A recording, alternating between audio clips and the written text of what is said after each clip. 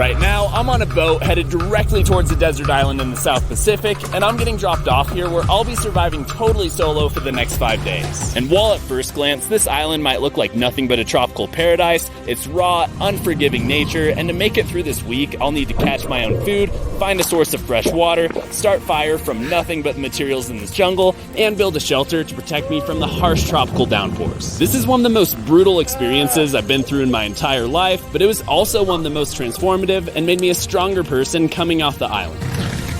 Woo! Later, guys. There goes our ride. They won't be back for nearly a week. Let's get this party started.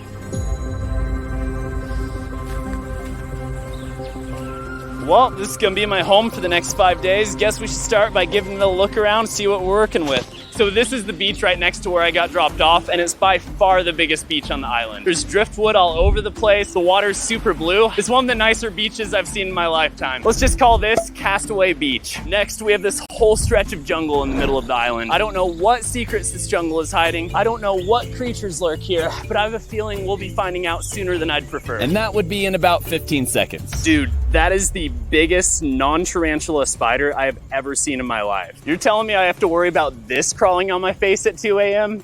I mean, look at my face. Oh God, probably shouldn't be putting my face next to it for scale. The end of the big spooky jungle also leads into a big spooky hill on the other side of the island that's super steep and completely vegetated. I'll try to make it up there at some point in the video, but today is not that day. And on the other side of the island, we have another beach. Oh, this one has a shipwreck in it, so let's call this Shipwreck Beach. This beach is a little skinnier, but it has some cave-looking things and looks really cool. And with the island scoped out, I'm pretty confident I want to make my home base Castaway Beach. It's the biggest, the largest, it has the most resources laying around, and there's plenty of cool spots to build a shelter. But I'm not building a shelter quite yet, because that's not my highest priority. Finding water is. But on an island completely surrounded by salt water, that would be a lot more difficult than it sounds. I mean, it's not like fresh water grows on trees around here.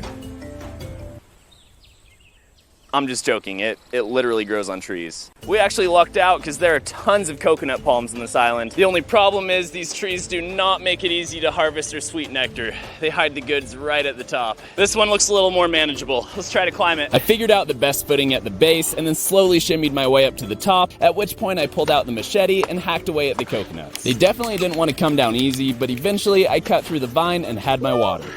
There we go. That is a really, really nice harvest of coconuts right there. And these are exactly how I want them to look, because the green ones are the ones with water inside. And as long as I had found a good palm tree, I went ahead and ripped a few more down, and then chopped them open with a machete to reveal the coconut water that would single-handedly be keeping me alive this week. Oh, that is so hydrating. And that stuff in the middle is coconut jelly.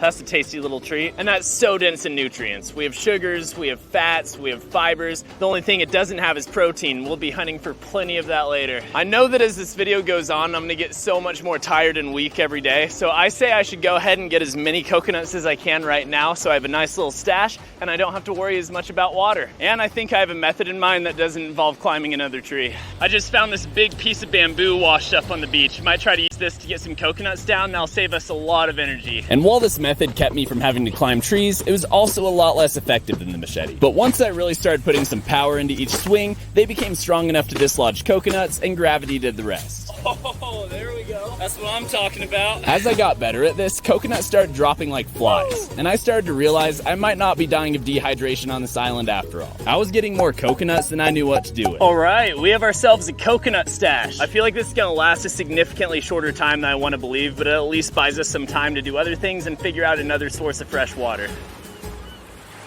Now that we have at least some water, I think the next thing I need to be worried about is shelter. Not only because it rains a lot here in the South Pacific and I want to stay dry, but because that's most of what we do on this channel anyway, is build shelter. The first thing I want to do is build some kind of elevated sleeping surface because there's all kinds of creepy crawlies creeping and crawling on this island, and the last thing I want is for them to be creeping and crawling on me. There's a solid amount of bamboo and other driftwood washed up on the beach, so we can use that as our main framing material for everything. And in the jungle, there's these vines scattered around the ground that are super strong and super flexible that we can use to tie things together. Genuinely works exactly like rope. I started off with the bed framing and used our machete to cut apart 4 pieces of bamboo. Then I laid them out in a rectangle that would be just long and wide enough for me to fully lay down. I tied the corners together with the vines, which were surprisingly flexible and seemingly strong enough to hold a human. But now we need to figure out a way to suspend this whole frame above the ground. Now we can mark where I want all 4 corners to go and then use a rock to pound some pieces of driftwood